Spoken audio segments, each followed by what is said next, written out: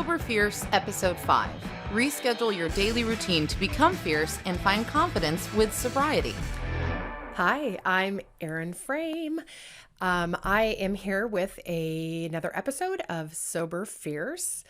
I'm on episode 5. This is super exciting. Actually had a chance to get the house to myself today. It's kind of crazy with COVID because I definitely work from home. So my husband had some stuff going on, so I'm going to take advantage of it. Don't even have to close my door. I thought to myself, what do I talk about today? This is always a topic because, like I've said in some past episodes, I feel like I've had it pretty easy so far with this journey. And I have a lot of friends who it wasn't so easy.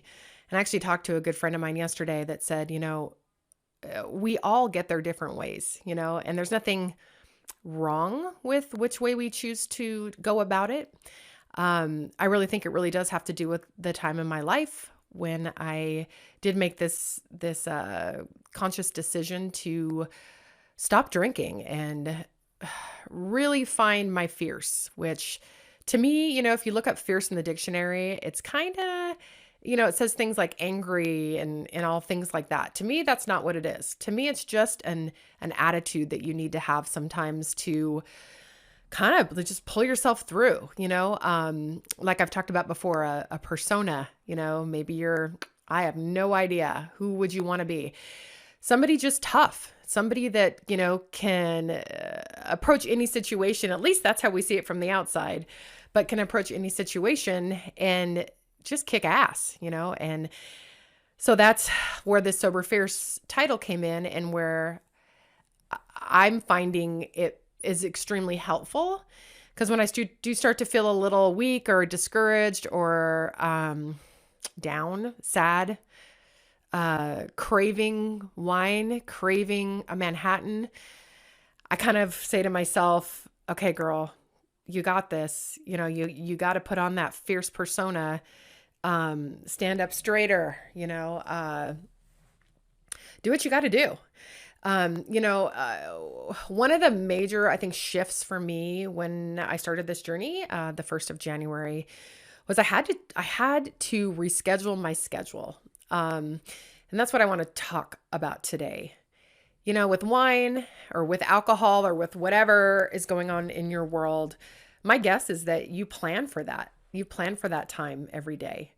As I said in my first episode, I'd wake up every day. My first thought was, getting more wine if there wasn't any in the fridge. Like, I had to be prepared for that craving, that feeling, that anxiety that would kick in. So that was my first thought. Everything basically revolved around the whole entire day. I wanted to make sure that I had lunch at home. So if I was having an anxious day, I could have a glass of wine.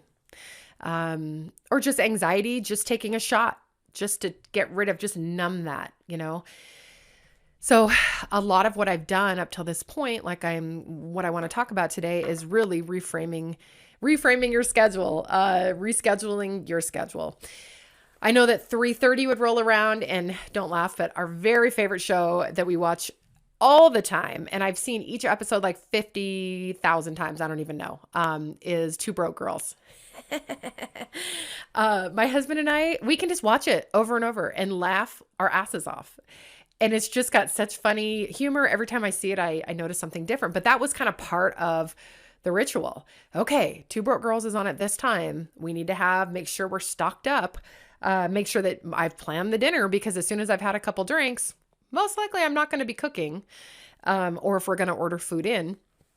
So it really did revolve around that. Sit down. It was time to tune out. I mean, it could be 3:30 in the afternoon, and I am like, I'm not planning anything for the rest of the night. And I think my friends knew, you're not going to get Erin out of the house after 3:30. There's no way. Whether they knew why that was happening, I'm not sure. I still am super struggling with this. Like yesterday, I was going to go for a walk with a girlfriend, and I had missed kind of the time slot that we were going to go. And I noticed her message and responded about 3:45, 4 o'clock. And she's like, do you want to go now? And in the past, I would have said, no way. And it actually gave me anxiety just thinking about it. Like, oh my gosh, I have to leave the house during rush hour traffic. This is my time to watch my show, eat pistachios and drink wine. I mean, literally, I had to have pistachios too. I still eat my pistachios. Um, I made myself say yes. Honest to God, I could have said no. It was borderline. And I truly, said, okay, girl, this is a whole new life. This is a whole new you. This is you 2.0. This is your fierce self. And such a huge part of that is, thinking of your health, thinking of your relationships. And so I did it. And I looked at my husband and said, okay, well, I'm going on a walk, and he's always so proud of me.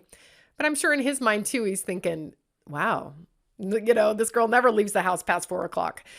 So yeah, I got in my car and I drove my butt to go see my friend who just got a new puppy. So it was just great in every way. And I felt a million times better when I got home. Like a lot of times those cravings, I think, come from boredom, come from just habit, So I got home, opened my kombucha. I got lectured. It's not kombucha, it's kombucha. Ren. I had a half a glass of that and I started cooking. I made a great healthy chicken dinner with steamed broccoli and brown rice. And it just made my whole entire day complete, So, I think that's what you do. It's what you have to do is just really look at your schedule. Like if you could write your schedule right now as a drinker, you'd be shocked. You really need to do this. I would challenge you. And I kind of wish I would have done this before. I have a pretty good idea what it was like though. But how much, of your day revolves around getting ready for it, not making plans past it, Alcohol is the devil. I mean, it really can taste good. And it's just funny when you think about it because it's like freaking gasoline. Like, I love a Manhattan. I remember years ago, my husband and I would go out to eat and he'd order wine and I would order a double Maker's Rocks and somebody else would deliver it. And they'd always bring the Maker's Rocks to my husband. And I would always get the wine and we'd laugh. I've just always had love that really strong taste of alcohol. So trying to replace that, I don't think it could ever be replaced. And I think that's a good thing because it really is probably not something I should want in my life. But kombucha has a little bit of a kick to me. It has, and I know there is some alcohol in it. Me personally, I'm not worried about that. It doesn't throw me off a wagon or anything like that. And it doesn't ever make me feel like anything because it is such a trace amount because obviously it's fermented and all that good stuff.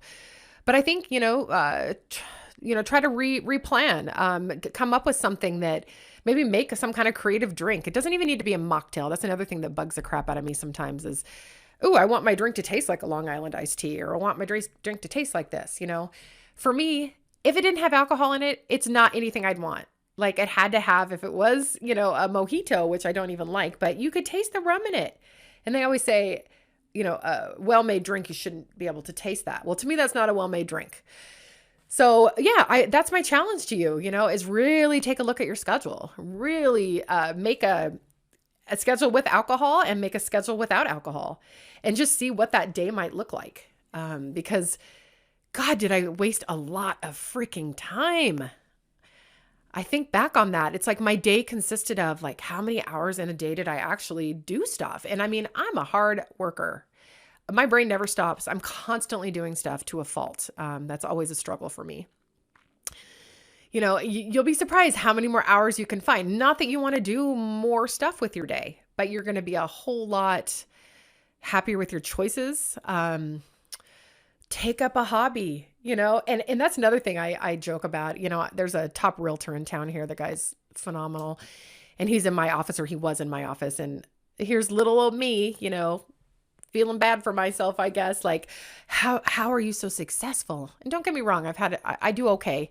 But I, come in there all doe-eyed. How are you so successful? And he looks at me and he says, you have a hobby, right? And I'm like, no, I don't have a hobby. My hobby is drinking with my husband every night. That is my hobby. And I just sat there and I'm like, well, what could a hobby look like? I don't even know. Like, I don't want to paint. My mom's a painter, I'm not a knitter. I mean, I think about all these things and, since I've stopped drinking and started this podcast, I think my hobby is doing my podcast. And, in my other world, as a realtor, I interview community business owners, and that's become my hobby also, is getting to know my community. So as where his was golf, I mean, maybe someday I'll like golf. My dad's been trying to get me to play golf for years. And maybe now that I'm not drinking, because the whole reason I'd want to golf was to drink on the golf course. Yeah. I just think about all these things, and I think about how many people I know that do the exact same thing. And I'm not at all accusatory. I'm not at all saying that's wrong. That's the wrong kind of life to live. It's not the life for me. Another thing I was faced with this week is talking to my best friend. Her name's Erin also. And she's talking about coming to visit because she just got her vaccines, and with her boyfriend or fiance, Eric, and they're drinkers. Erin's more of a social drinker. Eric's a drinker. I was a drinker. And the thought of having them here is kind of horrifying. I know she's listening to this, and I don't mean it like that, but it's going to be interesting. The normal things we would do, lay around the pool, make dinner. I mean, these are all things that sound totally easy to do without alcohol, but not when you've been doing it for 20 plus years with alcohol. So I know I have a lot coming up that I'm going to share with you. And by sharing with you, I think it's going to give me a whole lot more power. My fierceness is just going to be, yes.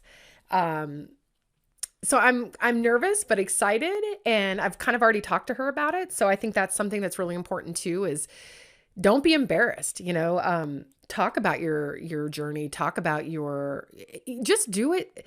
It's important to you, but you might inspire somebody. You might annoy somebody. Who cares? That's kind of my way as I've gotten older. I don't give a shit anymore. I don't care. I mean, I've walked on eggshells around far too many people in my life. And people that know me mostly are like, "What? You seem really confident." Oh, no.